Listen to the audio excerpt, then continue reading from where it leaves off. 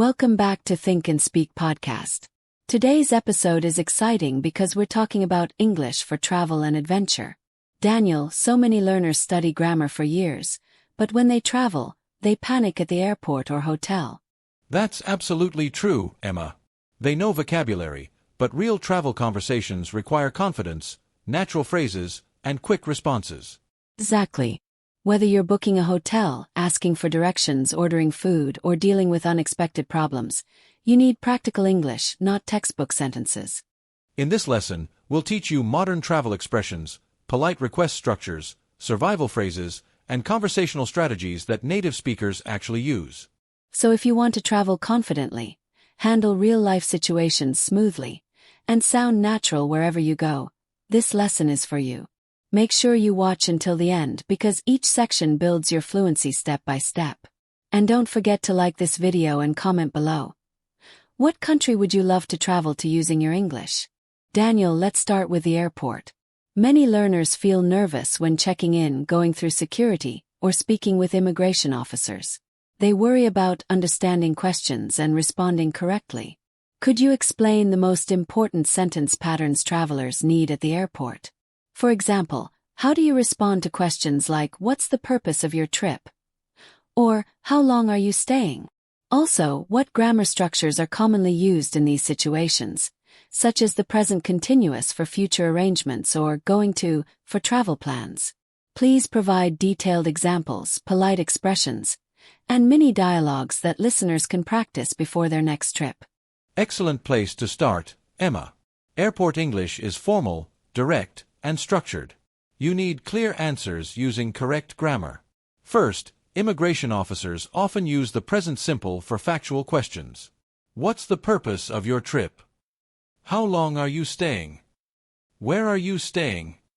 Your answers should be short but complete. Purpose of trip. I'm here for tourism. I'm visiting friends. I'm traveling for business. Notice the present continuous for temporary stay. I'm staying for 2 weeks. I'm staying at the Grand Hotel. Structure. Subject plus am slash is slash are plus verb ing. Although present continuous usually describes current actions, it also expresses temporary arrangements. For future plans, use going to. Structure. Subject plus am slash is slash are plus going to plus base verb. I'm going to visit historical sites. We're going to attend a conference. Now let's build a mini dialogue. Officer, what's the purpose of your visit? Traveler, I'm here for tourism. I'm planning to explore the city and visit some museums. Officer, how long are you staying? Traveler, I'm staying for 10 days. Notice confident tone and complete sentences. At check-in, I'd like to check in for my flight. Can I have a window seat? Could you tell me where gate 22 is? Here we use modal verbs for polite requests. Can, could, may. Could you help me with this form? If you don't understand, say, "Could you repeat that, please? I'm sorry, I didn't catch that." These are essential survival phrases. To feel confident, practice answering 5 common airport questions aloud. Clear grammar plus calm delivery equals confident communication. That was extremely helpful, Daniel. Now let's talk about hotels and accommodation. When travelers arrive at a hotel, they need to check in, ask about facilities, and sometimes solve problems like a noisy room or missing reservation. Many learners struggle to make polite complaints without sounding rude. Could you explain how to use modal verbs like could, would, and might to sound polite?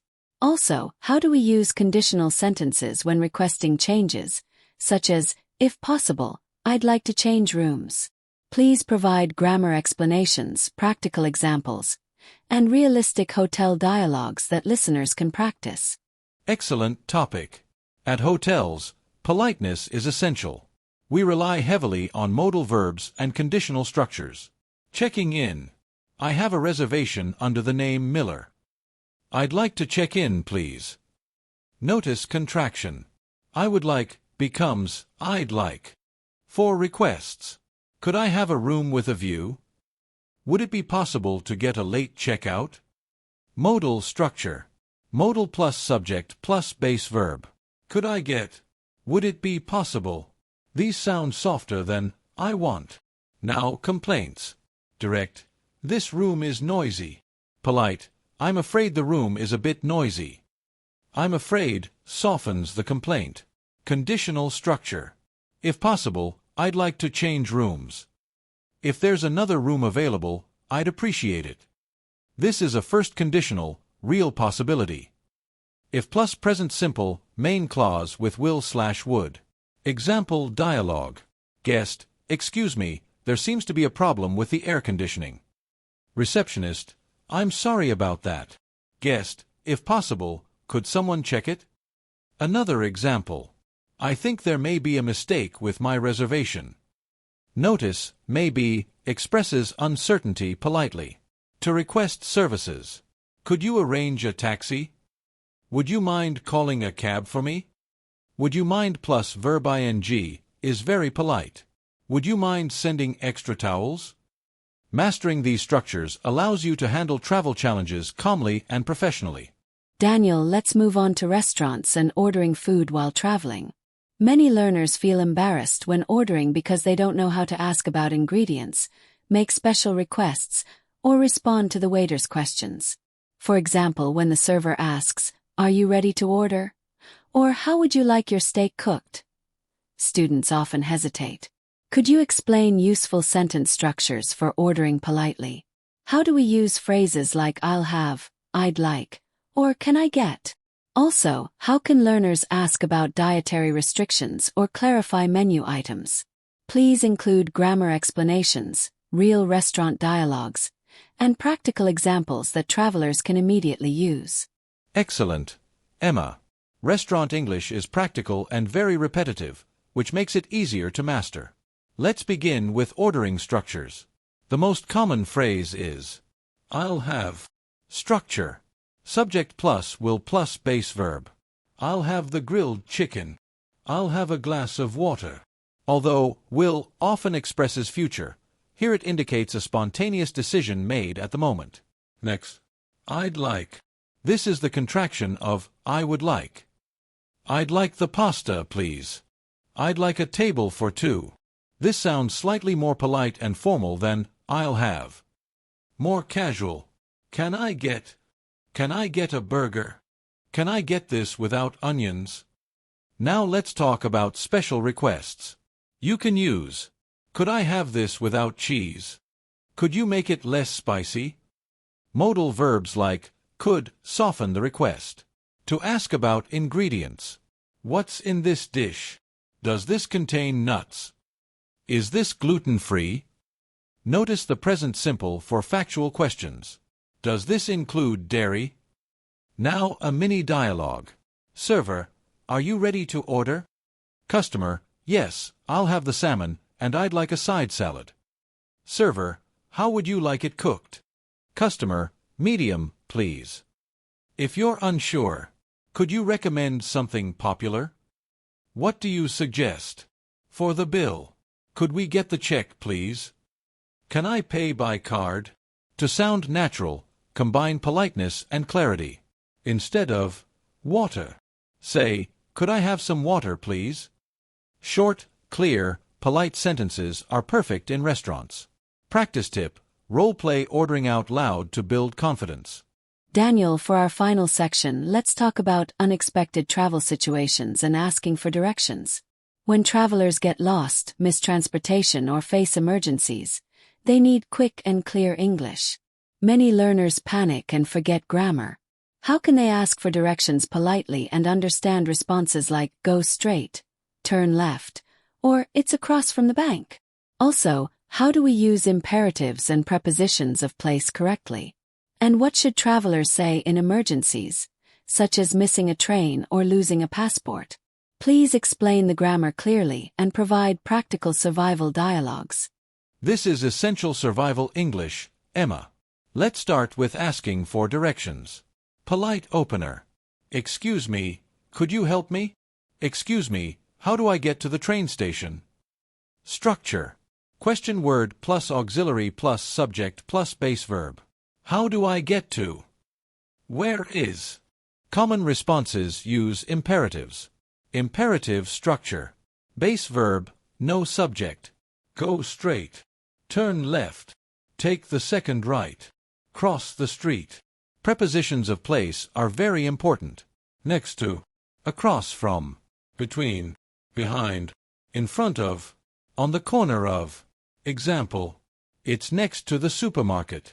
It's across from the bank. It's on the corner of Main Street and Park Avenue. Mini dialogue. Traveler: excuse me, how do I get to the museum? Local: go straight for 2 blocks, then turn right. It's on your left. Now emergencies. If you miss a train. I think I've missed my train. Is there another one today? Notice present perfect. I've missed. Lost passport. I've lost my passport. What should I do? Here we use should for advice. If something is stolen. My bag was stolen. This is passive voice. Structure. Subject plus was slash were plus past participle. Passive focuses on the action, not the person. In urgent situations. I need help. Could you call the police? Clear, simple sentences are best during stress. To summarize survival strategy. Use polite openers. Use simple grammar. Listen for imperatives and prepositions. Stay calm and speak clearly. When you master these structures, you can travel confidently anywhere in the world. Daniel, let's talk about making new friends while traveling. Many learners want to start conversations with locals or other travelers, but they don't know how to begin naturally. For example, how do you start a small talk conversation in a hostel, on a tour, or during an adventure activity? What are safe and friendly opening questions? Also, how can learners use the present perfect to talk about travel experiences, such as, have you ever been here before? Or, how long have you been traveling? Could you explain useful question structures, common follow-up questions, and natural expressions that help keep a conversation going? Please give grammar explanations and realistic travel dialogue examples so our listeners can confidently connect with people during their trips. That's a fantastic question, Emma. Social English is just as important as survival English when traveling. Let's begin with small talk openers. These are friendly, low-pressure questions. Common openers. Is this your first time here? Where are you traveling from? How long have you been here? Notice the grammar in how long have you been traveling? This uses the present perfect continuous. Structure. Have slash has plus been plus verb ing. It describes an action that started in the past and continues now. Example answers. I've been traveling for 3 weeks. I've been staying here since Monday. Now let's use present perfect for experience. Structure. Have slash has plus past participle. Have you ever tried local street food? Have you visited the old town? The word ever is common in experience questions. Example dialogue. Traveler A. Hi, is this your first time in Spain? Traveler B. No, I've been here before, but it's my first time in Barcelona. Traveler A. That's great. Have you visited the Sagrada Familia yet? Traveler B. Not yet, but I'm planning to go tomorrow. Notice future plan. I'm planning to. To keep conversation going, use follow-up questions. What do you think of it so far? What's been your favorite part? Present perfect again. What's been your favorite place? Answer. My favorite place has been the beach area. To sound natural, react with short expressions. That sounds amazing. No way, really. That must be exciting. Use must for strong assumption.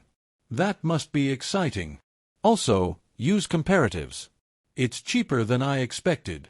It's more crowded than last year. To build confidence, memorize 5 openers and 5 follow-up questions. Travel conversations become easier when you control present perfect and friendly tone. Daniel, for our final additional question, let's talk about adventure activities like hiking, diving, or exploring new cities. Many travelers want to describe exciting experiences or challenging moments. However, they often struggle to tell stories in English. How can learners describe past travel experiences clearly and dramatically? Could you explain how to use the past simple for completed actions and sequencing words like suddenly, after that, and in the end? Also, how can we use descriptive adjectives and intensifiers like really, incredibly, or absolutely to make stories more engaging? Please provide grammar explanations and a realistic storytelling example that listeners can learn from. Excellent closing question, Emma. Storytelling is a powerful skill in travel English. When describing completed adventures, we use the past simple. Structure. Subject plus past verb. I went hiking. We climbed the mountain. I tried scuba diving. 4 irregular verbs. Go, went. Seesaw. Take, took. Have, had. Now let's structure a story using sequencing words. Common connectors. First, then, after that. Suddenly. Meanwhile. In the end. Example story. Last summer, I went hiking in the mountains. First, we started early in the morning. The weather was clear and sunny. After that, we followed a narrow trail through the forest. Suddenly, it started raining heavily. We didn't have umbrellas, so we ran toward a small shelter. In the end, the rain stopped, and we continued climbing. It was absolutely incredible. Notice descriptive adjectives. Beautiful, breathtaking, challenging, exhausting, unforgettable. Now intensifiers. Really, very, extremely, incredibly, absolutely. It was really difficult. The view was absolutely breathtaking. To describe feelings. I felt nervous at first. I was excited. We were exhausted but proud. Notice the verb, to be, in past. I was. We were. To make storytelling engaging, combine action plus emotion. Instead of, it was good. It was incredibly exciting, and I felt proud when we reached the top. Full storytelling example. Last year, I tried scuba diving for the first time.